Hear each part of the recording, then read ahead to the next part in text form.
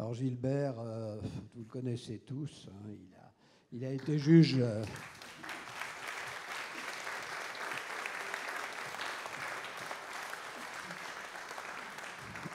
Il a été juge antiterroriste lui aussi, et il est maintenant dans d'autres fonctions parce qu'il pensait s'ennuyer à la retraite. Alors il a accepté d'être maire adjoint chargé de la sécurité dans la ville de Nancy. Mais ce n'est pas à ce titre que nous le faisons parler. Alors, de son expérience de juge, on lui a demandé de parler un peu de ce qu'il pensait des journalistes. On avait intitulé ça « 2-3 choses que je sais des journalistes ». Alors, évidemment, je crains le pire, hein. Je vous le dis tout de suite, mais je lui passe la parole et je mets mon casque lourd. Monsieur le Président, merci. Je vous rappellerai quand même que le titre, c'est vous qui l'avez créé, ce qui était déjà relativement présomptueux à mon égard, parce que sais-je véritablement 2 ou 3 choses des journalistes ou de qui que ce soit. Ça m'a fait penser à la chanson de Jean Gabin, qui disait « Je sais, je sais, je sais » quand j'ai 20 ans. Et à l'aube de sa vie, il disait « Ce que je sais, c'est que je ne sais rien ». Monsieur le Président, je dois commencer par m'en référer à votre autorité. Je vous prie de bien vouloir vérifier que dans cette salle du tribunal des Sables d'Olonne ne subsiste plus aucun mineur, compte tenu du caractère des propos que je vais être amené à tenir. À vue de nez, mais la justice a besoin de rigueur comme le journaliste, j'en vois pas trop. Je vais vous parler, vous avez compris, vous le saviez déjà avant de venir, que dans le domaine des périls auxquels l'humanité est de tout temps exposée, il n'y a pas de risque zéro. Je vais vous faire la démonstration que l'intervention zéro, ça peut exister, ce sera la mienne. Mais avant, je voudrais quand même dire que s'il n'y a pas de risque zéro, il y a des gens, je dirais de toutes obédiences, de toute corporation, qui prennent des risques pour limiter justement les risques encourus par les membres de notre collectivité nationale ou internationale. Il y a des journalistes, il y a des juges, il y a des fonctionnaires de police et il y a des tas d'autres, des diplomates, il y a des tas d'autres corporations qui ont fait le choix d'encourir des risques personnels pour essayer de limiter un petit peu la casse. Qu'ils en soient remerciés. Je vais essayer d'être courageux, mais pas téméraire.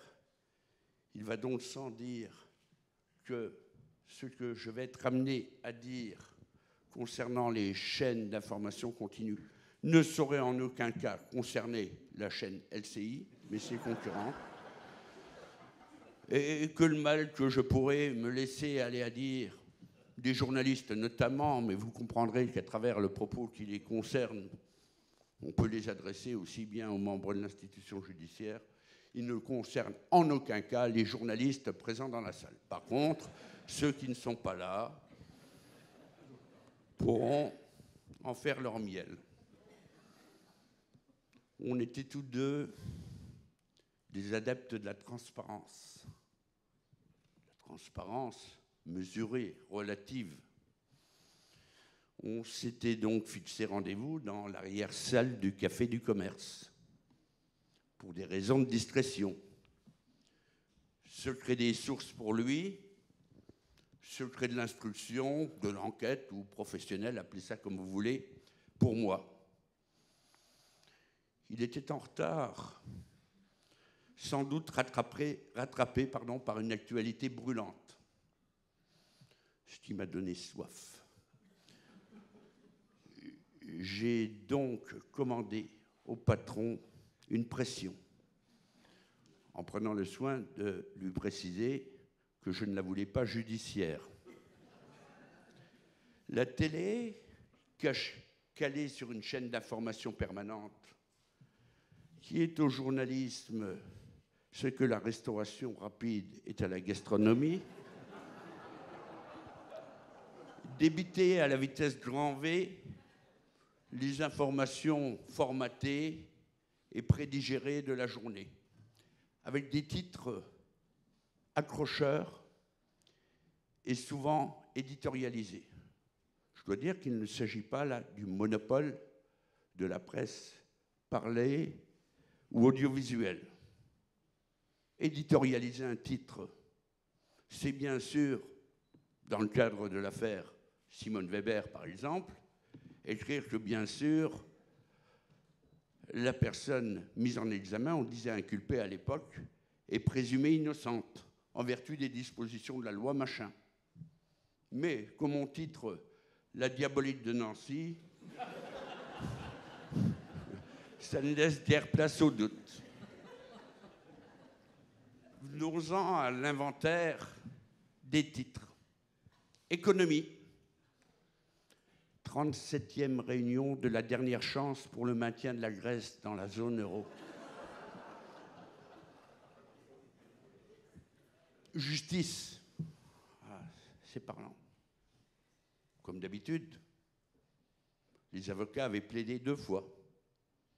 Une fois dans le prétoire, et pour ceux qui étaient absents, et le principe de précaution l'exige maintenant, au nom des droits de la défense, une 2e fois devant les caméras. Le verdict est tombé, le casier judiciaire de Dominique Strauss-Kahn est, lui, resté vierge. Santé publique, l'homme qui a consommé, à l'insu de son plein gré, de l'agneau génétiquement modifié, a été identifié. Vous ne saviez pas ça. C'est Harlem Désir. Pas de quoi être médusé. Déjà avant, il était transparent.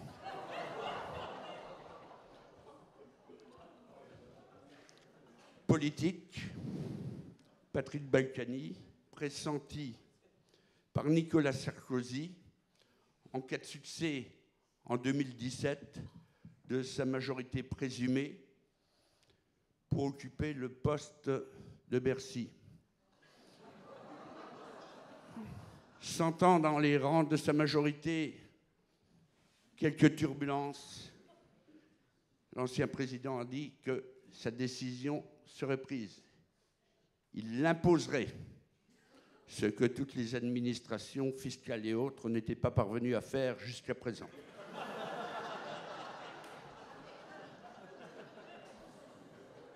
Relations internationales, monsieur l'ambassadeur.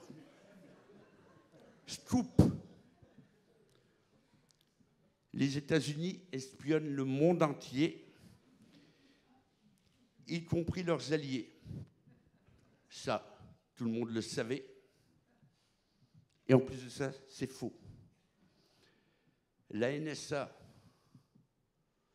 l'agence de sécurité américaine, dont je rappelle qu'après le 11 septembre, elle a été surnommée à un moment la No Such Agency. Ceux qui ne savent rien, c'est le problème de la surveillance de masse, n'est jamais parvenue à placer sur écoute ou sous écoute téléphonique le téléphone arabe.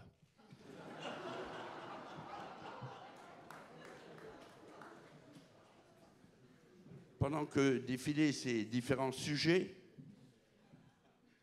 une bande passante, écrite en mauvais français et à l'orthographe incertaine, faisait concomitamment état d'une fronde chez les Républicains. Alain Juppé, François Fillon, NKM, Xavier Bertrand, Le Maire, pas toi, Bruno, candidat. Candidat à quoi? Je n'ai pas su, car le patron de l'estaminet, manifestement excédé, a zappé sur une chaîne concurrente, elle aussi d'information perpétuelle. Je le répète, Il ne s'agit nullement, bien évidemment, de LCI.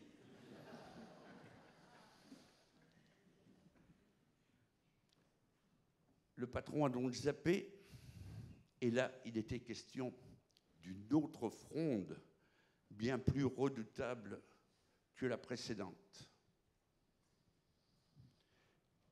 J'ai ainsi appris que les festivaliers des causeries du Palais réclamaient à l'organisation, à corps et à cri, si je puis m'exprimer ainsi, et de manière virulente, une pipe. Reportage.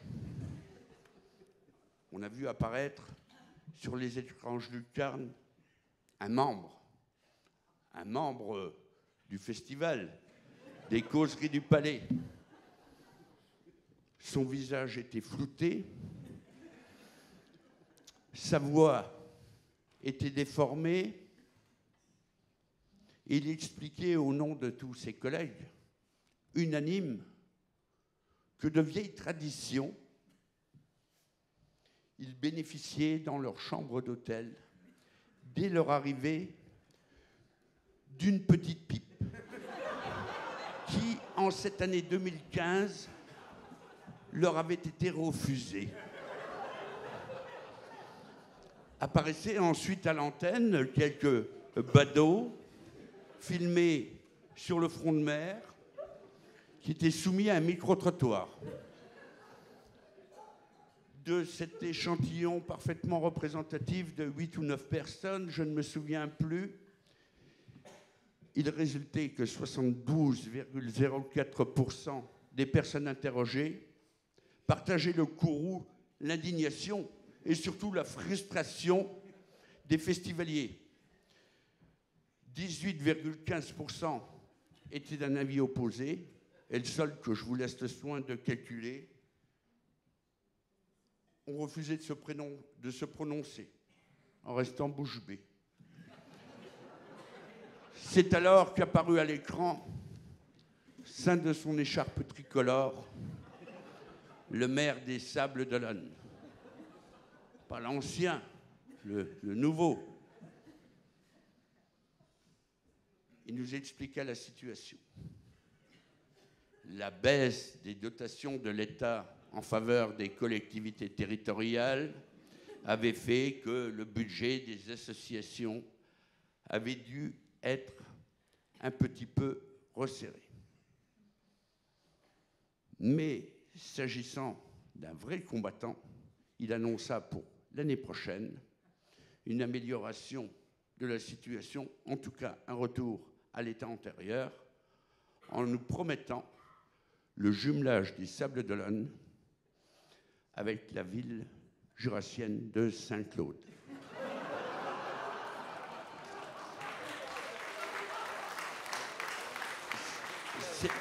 C'est alors que je me suis aperçu de ma méprise.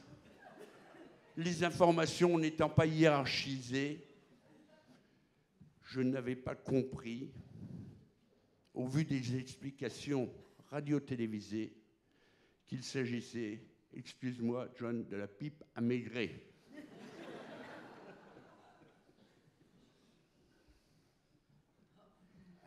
C'est pas fini. Je ne sais pas trop vite. Putain, c'est bordel, ces trucs-là. Voilà. Quoi de faux? C'est le stress.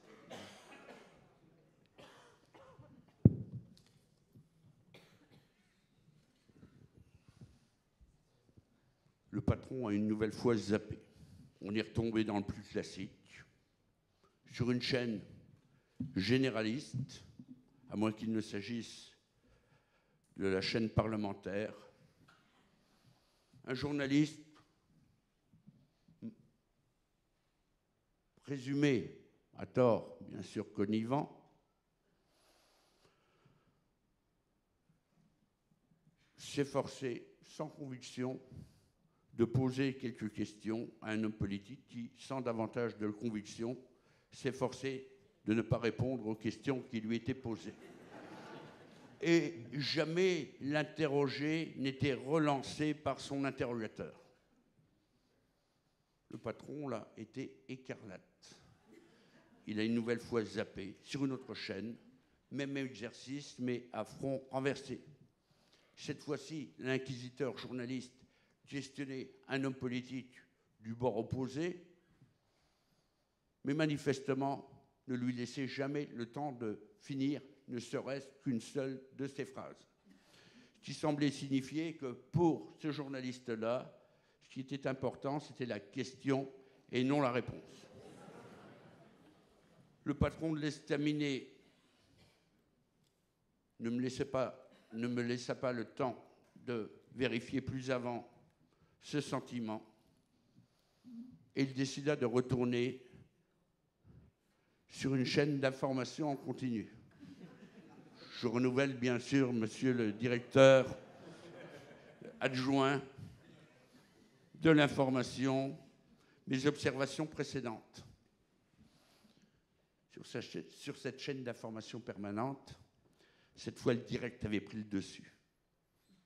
Tintin reporter, forcément en lien avec les RG. Mais, oui. C'est pourtant pas une histoire belge. Annonçant aux téléspectateurs une sanglante prise d'otage par les disciples fous d'Allah. On pouvait redouter le pire, car des otages étaient déjà cachés dans cette épicerie. Les terroristes ne les avaient pas trouvés. Ils sont cons et négligents, ces terroristes. En tout cas, insuffisamment formés. La chaîne a donc annoncé qu'elle allait de manière imminente entrer en contact avec le secrétaire d'État en charge de la formation professionnelle afin qu'il vienne s'expliquer sur ces inadmissibles carences de son ministère. Après cela, bien sûr, ça durerait ce que ça durerait. On allait conserver l'antenne, nuit et jour, jusqu'à l'assaut final des cagoulés de la République. Et pour tenir la distance, on ferait venir maint experts autoproclamés qui devraient, dans l'instantanéité, expliquer ce qui est en train de se passer. Ça me rappelle une formule d'un véritable expert du terrorisme et de l'antiterrorisme qui s'appelle Gérard Chaliand, qui disait finalement le terrorisme tue des gens. Entre parenthèses, je signale que depuis 1962, et ce n'est pas une question bien sûr de quantification, mais il faut quand même le rappeler, par les temps troublés que l'on connaît, de 1962 à aujourd'hui, c'est à peu près 650 personnes que le terrorisme a tuées en France. Si on additionne les morts dues aux séparatismes nationaux, basques, corses et résiduellement bretons, le terrorisme révolutionnaire, non, je parle en nombre de morts, uniquement bien sûr, M. Trévidic, je sais d'où vous venez, j'ai des fiches moi aussi. Et le terrorisme révolutionnaire des années 1970 et puis le terrorisme international, soit celui qui a frappé la France dans les années 82, puis dans la séquence 85-86, lorsqu'il s'agissait de peser sur la politique moyenne-orientale de la France, et notamment sa politique au Liban. Le conflit de 1995, qui est le prolongement de la guerre civile ou religieuse, ou plutôt civile et religieuse, qui avait enflammé l'Algérie à partir de 1992, quand les élections ont été annulées, et avec la campagne des attentats de Paris de 1995, et puis maintenant le terrorisme international, l'autre était déjà international, mais qui s'est mondialisé comme tout le reste. Gérard Chaliand disait donc que le terrorisme tue un certain nombre de personnes, mais il en fait vivre confortablement quelques-uns. Ce sont les pseudo-experts. Comme chez les journalistes, comme chez les juges, comme dans la police, on trouve de tout, c'est le bazar. Après, il convient à chacun de faire ses choix, et ses choix, notamment professionnels, pour ceux qui exercent ces métiers un petit peu exposés. On a parlé tout à l'heure, et à juste titre, d'Internet. Effectivement, là, il n'y a plus absolument aucun contrôle, ni aucune hiérarchisation. Je rappelle aussi, en tant que de besoin, que Zarqawi, dont j'ai oublié le prénom et les particules, mais enfin, Al-Zarqawi, voilà, je m'adresse aux vrais spécialistes, je vérifie, moi, auprès des sources informées, avait dit, donc, qui a été le numéro 2 de Ben Laden, avait dit « Les victoires sur le terrain ne servent à rien si elles ne sont pas magnifiées sur le net ». Ça, c'est l'aspect propagande. Le terroriste, c'est quoi? C'est une propagande par l'action. C'est soit en tuer un, mais être vu de 1000, et si on peut le tuer de façon atroce et exhiber sa tête décapitée, c'est d'autant mieux. Ou alors c'est le terrorisme aveugle, on va déposer des charges dans un moyen de transport, sont les gares d'Atocha en Espagne, ou dans le RER parisien quelques années auparavant, ou dans des aéroports, ou dans des arrêts de bus comme à Londres, ou dans des autobus comme à Londres. Propagande par l'action, par la cruauté, pour impressionner, pour terroriser, pour intimider une population. Qui dit propagande dit forcément une contre-propagande. Marc Trévidic l'a illustré dans son propos. C'est vrai que l'État essaye de valoriser ses succès, parfois en les majorant, essaye de minimiser ses échecs, mais on ne voit pas quel système arriverait à obtenir un résultat. Le tout doit être dans la mesure de ces choses-là qui sont difficiles pour tous ceux qui traitent une nouvelle fois. Mais il y a une propagande d'État, je dirais institutionnelle, de toutes les institutions. Je vais prendre l'exemple de la gendarmerie nationale, ça existe dans la police, ça existe dans toutes les institutions d'État. Souvenons-nous, on va parler un peu de la presse écrite et de la presse régionale ou locale.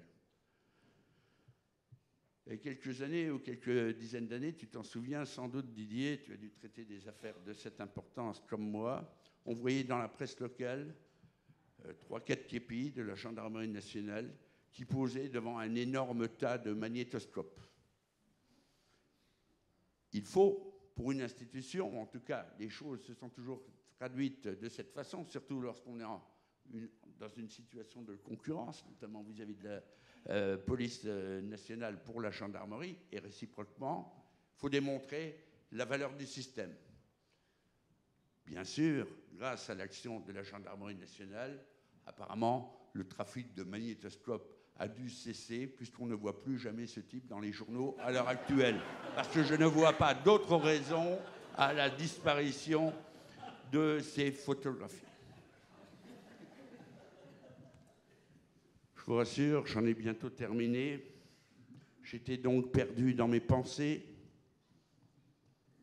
sous-informé du fait de la surinformation dont j'avais fait l'objet. J'étais quelque part inquiet. Mon visiteur n'était toujours pas arrivé. Et je me demandais à qui j'allais avoir affaire. Un rédacteur en chef, si possible, Monsieur le Président.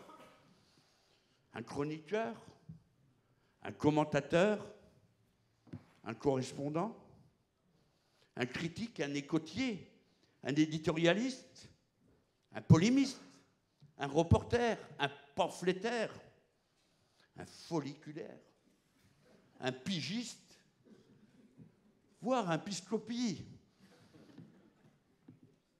Je ne l'ai pas vu rentrer. C'est lui qui m'a interpellé.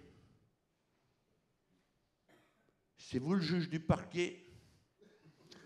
Là, ça partait mal. Très mal. Le petit juge, ai-je rectifié? Ma timidité maladive m'a empêché de lui dire à haute voix ce que j'ai pensé.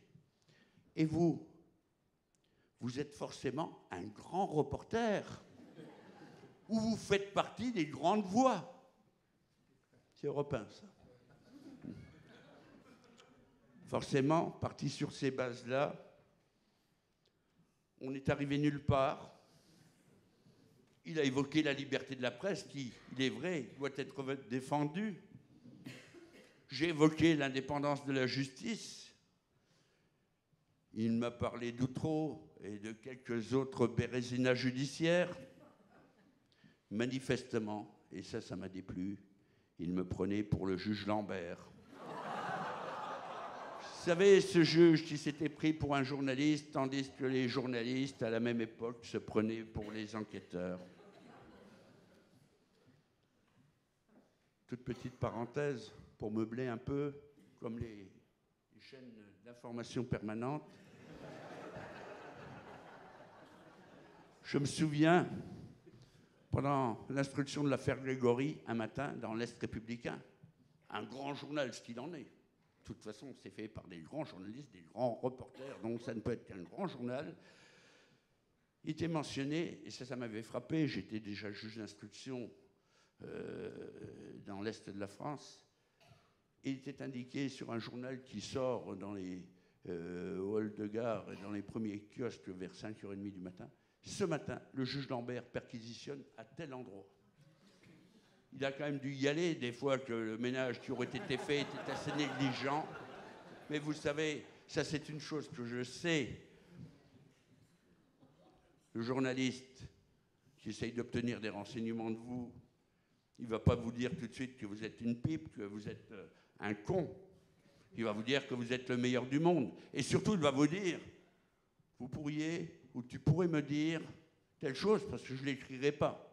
J'ai toujours essayé de leur rétorquer que ça ne servait à rien, alors, parce qu'un journaliste est fait pour écrire. Mais bon,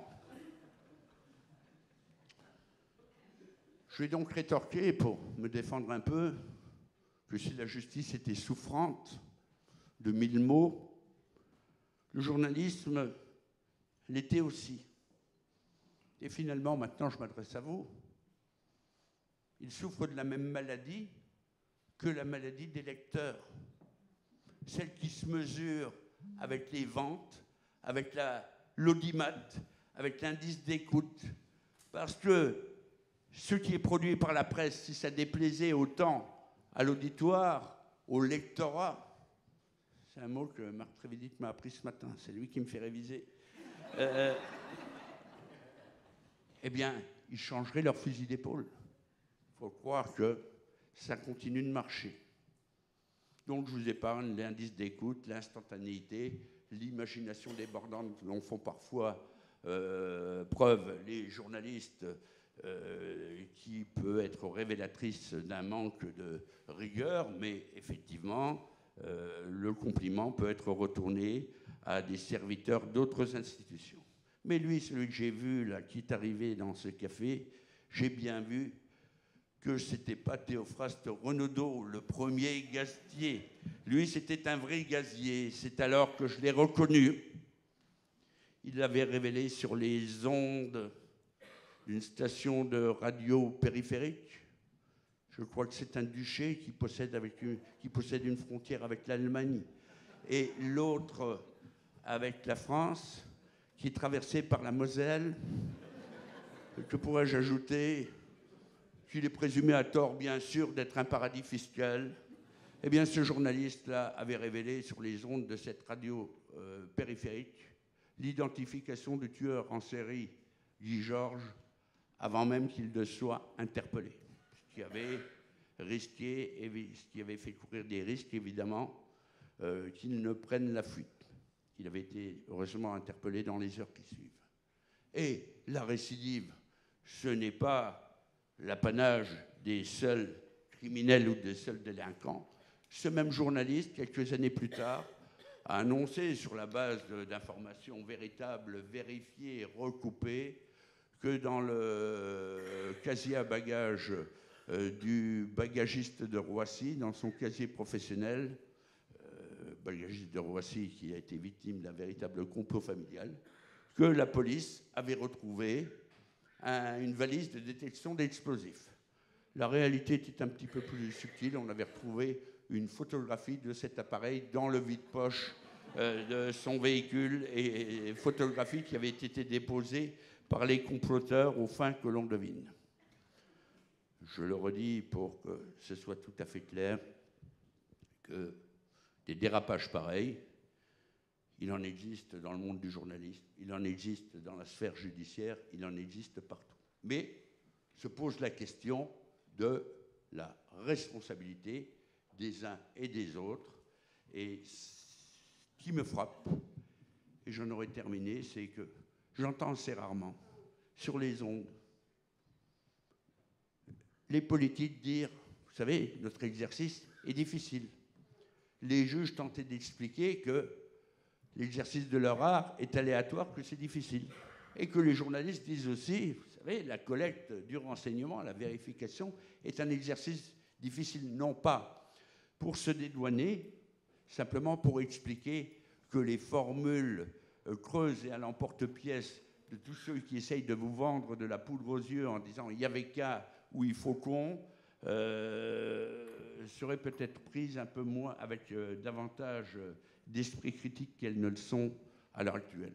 J'aurais pu vous parler également, parce que tout cela relève par-delà les insuffisances individuelles éventuelles, des problèmes de l'ordre du système. Une chaîne d'information permanente, c'est pas mal. Quand on n'arrive pas à dormir et qu'on a le comprenoir difficile, comme moi, on me répète toujours la même chose, je finis par en retenir quelques bribes. Mais quand il y en a 3 ou 4 ou 5, ben c'est la concurrence. C'est la concurrence qui existait déjà dans la presse écrite, mais avec un petit peu plus de recul. Entre la personne qui doit écrire quelque chose pour le lendemain, celle qui doit faire le point dans un hebdomadaire, monsieur le rédacteur en chef, ou celui qui doit parler, effectivement, dès qu'il descend de l'avion, ce n'est pas le même exercice. Cette concurrence, c'est quoi? Elle se traduit comment? Par la course à l'audimat. L'audimat conditionne quoi? Les écrans de publicité. Et on est dans des logiques systémiques que l'on connaît.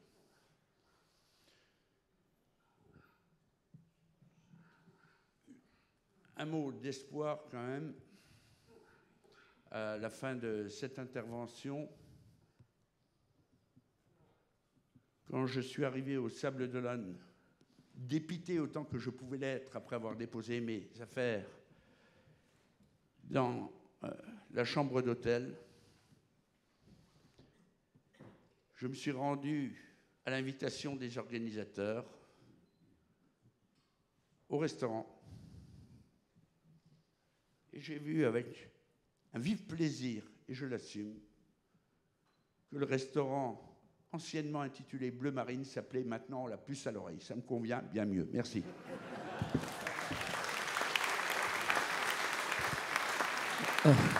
Bon.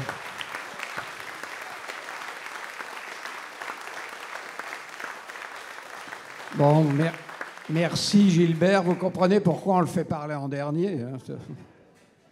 Alors, je voulais juste ajouter un mot. C'est vrai qu'il y a en complément de ce que disait Nicolas, de ce que disait Gilbert, c'est vrai que dans une rédaction, dans une conférence de rédaction, quand un sujet est évoqué et que quelqu'un dit c'est peut-être pas tout à fait ça, c'est plus compliqué, c'est plus nuancé que ça, là, en général, c'est pas très bien vu. Et il y a quand même une tendance maintenant, parfois, à vouloir définir le contenu d'un papier avant même que le journaliste ait été expédié sur le terrain pour vérifier un certain nombre de choses.